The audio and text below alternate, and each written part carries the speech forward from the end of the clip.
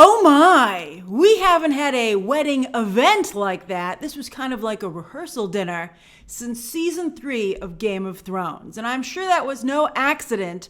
Well, you know, these come from the books, these stories, but I'm sure this season was like, we've got our very own version of kind of like the Red Wedding right here, and it's a lot earlier than season 3. But we're moving much faster through time than season 3. On that note, pour one out for Amelia Alcock, Emily Carey, and Theo Nate, as this was the last episode for all 3 of them. That's going to be particularly shocking for fans of Rhaenyra and Alicent, because you're going to have to get used to whole new actresses next week. I wonder how that medicine goes down. Olivia Cooke, I think, is good, but I'm not so quite sure about replacing Rhaenyra. People have become very attached to Amelia Alcock in these 5 episodes.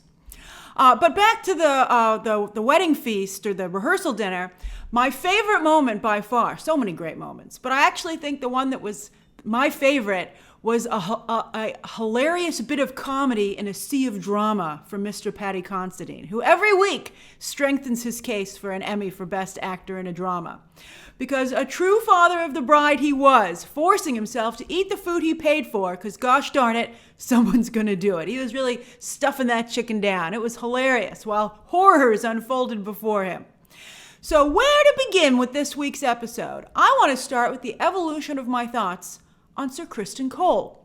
Because the first time I watched this episode, I saw him through the eyes of Rhaenyra, and I was like, this guy that she's having fun with has gone total fatal attraction on her. Total break from reality. I was shocked, just as she is. And like with all the people who get killed on Game of Thrones, I was also shocked that after their discussion on the boat, where he went off the deep end, that she did not ask someone else to arrange for him to have an accident. I think from her perspective that she really should have. All right, so the second time, though, cool your jets for those of you who are like, how dare you say that about Ser Criston Cole?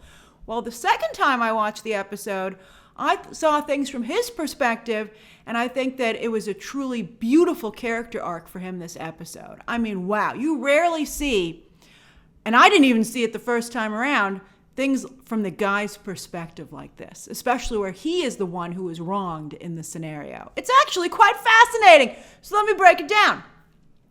We saw a man who has lost his honor hit rock bottom and then be saved. All right, so on the boat, he's totally desperate to restore the honor that Rhaenyra forced him to destroy. As I told you, no means no. He was pretty emphatic about it, but she's his boss. And I think he feels that if they got married, that might restore his honor. And I think that deep down he feels maybe Viserys might even accept him.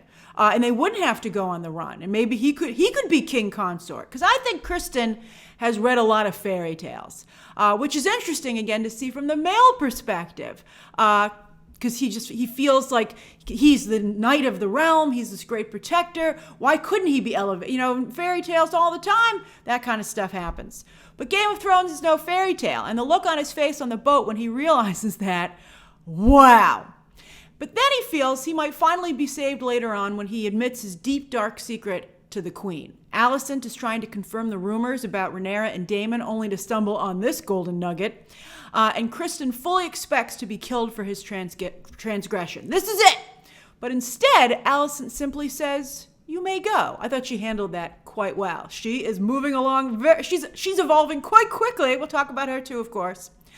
But again, the look on Cole's face says it all. Fabian Frankel did some really great face acting this episode. I think that the subtle moments here, and I would urge you to rewatch this episode as well if you have the time, because I think the first time around, the bold strokes are what really catch your attention. But when you pay attention to the more subtle aspects second time around, maybe some of you are like, I noticed them first time around, Grace, but they're just really incredible. But then, when at the wedding rehearsal dinner, when Laenor's lover Joffrey, and I looked it up, it seems it's a coincidence, a fun one though, but I don't think Cersei's son was, named after this Joffrey. Well, you'll see how this progresses, but I did not see a link to the Joffreys. But it's fun to see that name return. But anyway, Joffrey discovers during the rehearsal dinner that Criston is his counterpart, not only giving him and Laenor leverage over Rhaenyra and evening the playing field because she knows about them, but it also gives Joffrey, he feels, a possible ally to play the Game of Thrones with, because he feels we're both in the same position. Let's not only look after our loved ones, but let's look after ourselves and each other. Although also at the same time, it is a threat, because it's like, I'll expose you if you expose us. Now, as we know, though, Ser Criston doesn't play games. He's done actual battle. That's a big point. And I think, that seed was planted, and it wasn't just because that's why he was selected by, he was selected by many reasons by Rhaenyra to be her protector. But one was that he had done battle. And I think that that's why this is what happens in this episode. And that's really fantastic writing. Talk about playing games. That's playing the long game. So he has the viewpoint of someone who's living in a fairy tale, and he'll be damned not only if he's going to be Rhaenyra's concubine. He had a much more, even more crass word for it. But now it seems that multiple people know about it and will be holding that over him, not only to rob him of his honor, but also his manhood. When Joffrey walks by him and forces Ser Criston to move his sword back, basically proving Criston has been rendered impotent. I mean, just ask Daemon how that feels. Or better yet, ask the late Mrs. Daemon. We'll get to that as well. But I think that's the moment where Sir Joffrey overplayed his hand. But he didn't know who he was dealing with, because nobody in the whole kingdom, as Rhaenyra has pointed out, has actually ever fought anybody except really for Criston. And he also was teaching a lot of lessons back in the tournament. So anyway, in response, here he teaches another lesson, and I think also to serve as a warning to anyone else who might try something similar, because he doesn't know how many other people might know at this point. And also, I just think he loses it. So Criston beats Joffrey's face to a pulp right there on the dance floor. And I think it's an interesting thing that they showed this, but they didn't show what Daemon did. And we'll talk about that when we talk about Daemon. But I just want to point that out, that they showed this murder, but they didn't show the other one. And they were pretty much the same in terms of beating someone's head to a pulp. But anyway, then again, because Ser Criston at this point is still living in a fairy tale, he goes to the courtyard to commit seppuku, because, he just feels this is it. There's no honor left, and he's never going to go back. There's no going back. But at the last minute, he is saved by a holy figure, or close enough that he'll take it, and that's the queen. And that was an incredible shot of him. That's when it kind of cinched this whole journey for me, when he looked up in the moonlight when he heard his name called. It was beautiful. So it's kind of like just a Band-Aid on his honor, but I think this is a very interesting turn of events. And I wonder, I kind of know the answer to this, but I want you to wonder if Criston feels saved in that moment, or if Alicent calling his name finally wakes him up from the fairy tale that he's been living in. We shall see. But that was an incredible journey in just a single episode. Although, of course, the show did a great job planting the seeds for this in the past 4. Now, speaking of believing in fairy tales, here in episode 5, after 4 episodes of turmoil, Viserys and Rhaenyra finally feel they've accomplished their goal. They were so cute sitting at that table. They were like, we did it! Solidifying her as the heir to the throne and ensuring 100 more years of Targaryen rule. Rhaenyra even has reached a deal with her husband-to-be that it will be a marriage in name only, and they can both sleep with whoever they want. Oh, this is going great!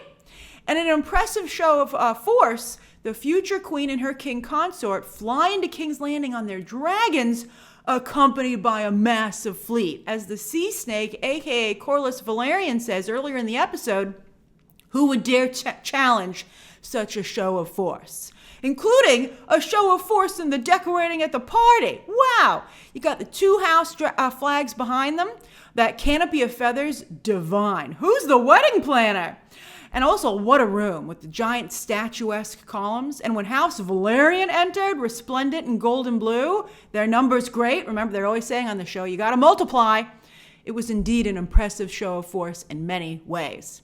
Yet not all attacks are frontal attacks. And sure enough, just like the rat sipping on Joffrey's blood at the end of the episode, here come the side sneak attacks. So many of them, just like Viserys' chair, which is slowly killing him. He literally is falling apart this episode, or at least dripping. I genuinely felt bad for him when he said he'd done nothing people would sing about after his death, and I think he fears that his death is coming. And that if only he'd been tested in battle, perhaps he would have been forged into a better man. I should be the hand of the king, because Lord Strong handled that horribly. Here's what I would have said to Viserys. I would have said, first off, why don't you build something, Your Highness? Look at that model in your room. Such feats of architecture inspire people for centuries. Look at the building that you're in, the Red Keep. People remember who built these juggernauts. I mean, you maybe should have started a little earlier, but it's never too late to begin. Let's summon the royal architect, or maybe you, Your Highness, because, of your hobby, I'm sure you have some ideas. So I thought that, so that would have been the right thing to say to him. I also would have said, let's ask that new doctor about the other remedy he suggests, because your doctor continues to prove that he's an absolute quack. Like, if you heard your doctors whispering and you were the king or the hand of the king, who doesn't follow up on that other doctor saying, I think I have a better idea? Anybody would do that. All right, so let's talk about these sneak attacks. They're coming from all directions. It's so fun. All right, who's going to get there first? So first, of course, there's House Velaryon, the very house that's in the marriage pact, but they have backup plans upon backup plans. And they're also tired of the insults. Corlys quit the small council, replaced by Jason Lannister, who looked really out of place at the big boy table. So anyway, Rhaenyra first was passed over for the Iron Throne, the queen who never was. Laena rejected by Viserys as the queen consort. And then when House Targaryen is now the one looking for a match, they make Viserys come to them, and they don't even greet him at the door. The Driftwood Throne, we got to see it. High Tide is the name of their compound. It's like Pirates of the Caribbean land over here. I love it. I like the theming, the really constant theming. It's great. Anyway, Corlys is so hopping mad, he dares negotiate with the king. But he still bends the knee because he's not nuts, and he's playing the long game. But he insists that any children that Rhaenyra and Laenor have will bear the Velaryon name. Now, Viserys, knowing he needs this, he not only needs a match for Rhaenyra, but he needs to make Corlys happy. He says, okay, but when their oldest child, regardless of gender, which is not only to say my daughter is definitely going to be my heir, but I understand you feel slighted about what happened to your wife, the oldest child will go back to the Targaryen name to make sure that that is the house who continues to rule. I'd be like, in name, right? I mean, people will know that they changed their name. And also, the look on Corlys's face, talk about face acting, I believe he agrees to this deal because he thinks that Viserys simply won't be alive long enough to introduce it. But what Corlys does believe is that their son will grow out of his current phase. But Rhaenyra, his wife, feels that they are putting him in danger. A developing theme here, that anyone around Rhaenyra and Aegon, the two potential heirs for Viserys who are circling the throne, is in danger once it comes time for them to duke it out for the Iron Throne. Because you don't want to have, you don't want your opponent to have great numbers. So anyone who's next to them is a sitting duck. And you're like, you're putting our son right next to a huge target. And he has also endangered himself because of who he is. Now, Laenor isn't exactly discreet on that point. His being gay is as poorly kept a secret as Daemon murdering his wife. Everybody knows. And remember what happened to the secret lover in Braveheart? Well, remember what happened to Joffrey right here. So I think that Rhaenyra has a point. I'm surprised that Laenor is so not... I mean, I guess you could chalk it up to youth, but why hasn't anyone talked to him about the importance of discretion? I mean, Viserys is chewing out Rhaenyra for her, but I mean, that's true. He is, both of them making a lot of mistakes. So maybe they're a great match in that regard. And then, of course, there's Daemon, who ain't giving up. He's still coming for that Iron Throne. It was a pretty incredible opening this week, and 0 for 2 when it comes to annoying wives for the Vale. But Rhea Royce, I have to say, didn't seem that bad to me, quite frankly. Although I guess that was even commenting all the more on the misogynistic aspects of why Daemon didn't like her. Although, to be fair, she also did not know when to shut up. Would Daemon have killed her if not for the impotence crack?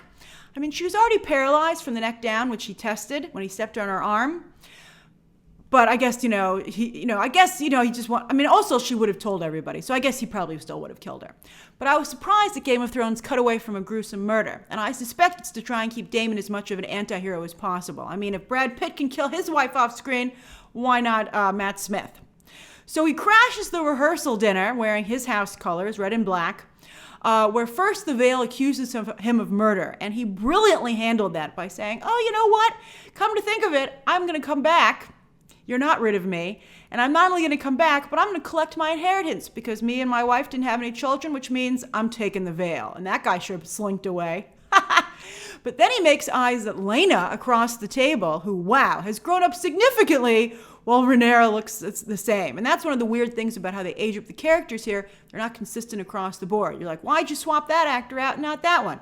Why have we had multiple swaps for this character, but we stayed with this one for longer? Why are we not swapping out Matt Smith? All right, so anyway, because you don't swap out Matt Smith. But that's insulting to, I think, the great work the other actors have done. Anyway, this was the last episode for this actress as well. She only got one, as we're getting a new actress for Laena next week as well. And I love this actress. This actress is a fantastic find for next week. All right, so anyway, Laena has Targaryen blood too, so she's not a bad runner-up to Rhaenyra, considering what Daemon's looking for in a wife. Although he does make one last play for Rhaenyra, where I can't tell if he's jealous of in the romantic sense that she's marrying someone else, or just upset that she's moving ahead towards the Iron Throne without him. I think it's a swirl of emotions. I think he's feeling both those things. And he could have had it all. And I think, obviously Rhaenyra is still very into him, although she did call him out on what he did to her. But Rhaenyra challenges him to kidnap her right then and there and take her back to Dragonstone and force her to marry her while he still has the chance. And this is all while Viserys is watching, or trying to watch, choking down that chicken. And I think that maybe, just maybe, Daemon would have gotten it up. I'm talking about his courage, of course, if not for Criston's actions at that very moment, which interrupted them. But that was interesting. It was interesting that was what Rhaenyra proposed. And to be fair, Daemon was still pretty slow on the draw. All right, now the last two sneak attacks are even more hidden than these other ones. These are new ones that have come on the board. Oh, it's fantastic. One is Lord Strong, the new hand of the king, who himself is quite loyal. But his sons are eager to play the Game of Thrones. Larys sees Alicent stranded with no allies anymore and is the first to move in her direction and proves how, her father, we'll talk about that, but he proves how valuable information and he can be. Telling her about the special tea brought to Rhaenyra at the request of the king, and I love the way he handled that. I love the line where he said, "What happiness it is to learn that I was wrong, that the queen is not ill." Hilarious! And he was like, "Oh, she must be sick to bring her tea like that." And Alicent knows what it is. But the reason this is so significant is that it not only means that Rhaenyra lied to her about her virtue, or else she wouldn't need such tea, but if Viserys ordered the tea for her, that means that he believes what Otto Hightower told him, even if it might have been from a different individual. So why did Viserys still get rid of Otto Hightower? Why did he get rid of her father if her father indeed told the truth? Right? And if Rhaenyra lied about her virtue, I'm pretty upset about this. I love how emotional we get about this. But if Rhaenyra lied about her virtue right to Alicent's face, who knows what else she's capable of lying about then? How can the friendship possibly continue? It can't. And then there's the other son, Harwin Strong, who comes out of nowhere pretty much. I think they could have done a better job planting the seeds for this one. Planting seeds. That's going to be real funny soon. But anyway, he was already flirting with Rhaenyra on the dance floor before Daemon stepped in, and then his father sends him in to save Rhaenyra when the fight broke out on the dance floor. We all know how royals love their sworn protectors, which is clearly very obvious slang for mistress or the person your lover, your secret lover, or not so secret lover. I don't think Lord Strong had any machinations when he sent his hulking son out on the dance floor to get Rhaenyra, who was in legitimate danger. I think he simply wanted to protect his king's beloved daughter and heir because nobody else was doing it. That was the worst security ever. That was shocking that the whole room of knights just stood there, particularly the head of the Kingsguard. You saw him just at the head of the table just looking there like, what should I do? And you're like, there are multiple heirs of houses stuck in the middle of that melee. How are you not going in there and rescuing them? You had Rhaenyra out there. You had multiple Velaryon children. Why wasn't Corlys and Rhaenyra doing anything? It was nuts. I mean, maybe they didn't do anything because Criston was the one who started it, but you would think they would at least calm the crowd and go in there and see if he needed any assistance. I mean, also maybe it was a comment on the fact that none of them had actually seen battle and all wet their armor when one actually broke out. That's interesting too. All right, so anyway, so many layers. As for the final threat, it is truly at the king's side, and that is his queen. Oh, I loved it. Learning that the people she was fighting for, her best friend and her husband, were only looking out for themselves. So she finally gets on the game board, resplendent in a bright green dress. Not just the color of her house, but the color that shines from their beacon when calling their people to war. Oh, I love it! And it was a great dress. And this is war, as her father points out to her before leaving town, being rode out of town. Well, he rides out of town literally, but he was also being ridden out of town. When Viserys dies, and he will die at some point, soon if not tomorrow, the people will not accept Rhaenyra as queen. He knows this to be true. We're still having that problem today. And they will want your son, Alicent, Aegon, as king. And to stop that from happening, to stop that threat to the throne, Rhaenyra will not only kill Aegon, but all your children to vanquish all other claims to the throne, and perhaps you as well. That was a great point. That's what's so good about this show. Everyone's motivations totally make sense from their perspective. You just got to decide whose team you're on.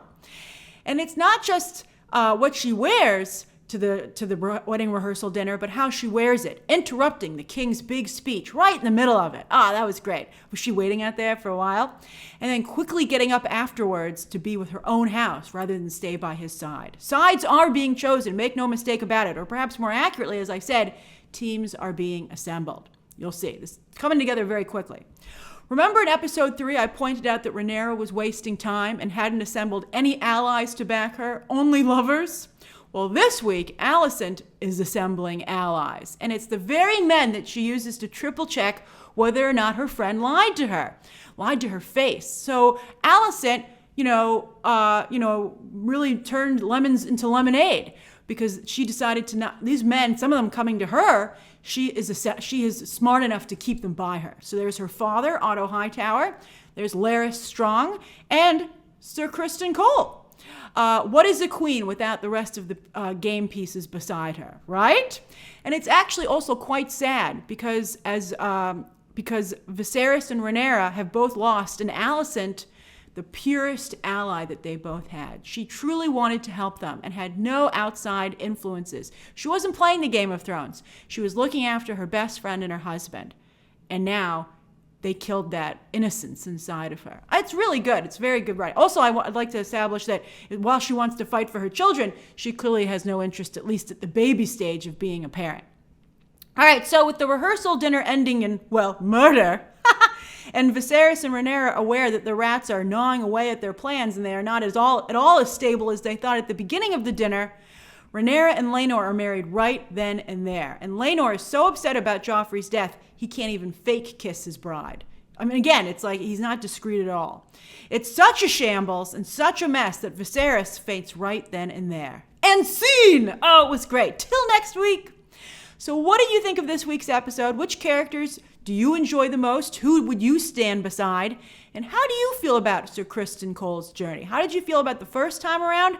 And how do you feel about it now that we've discussed it in depth? It was really fascinating. Very well done. Bravo, House of the Dragon. Bravo.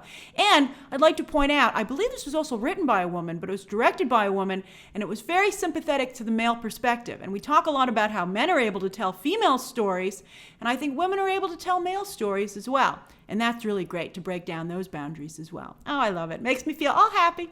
All right, so share your thoughts down below. Subscribe today. And of course, as always, you can check out some more videos right now.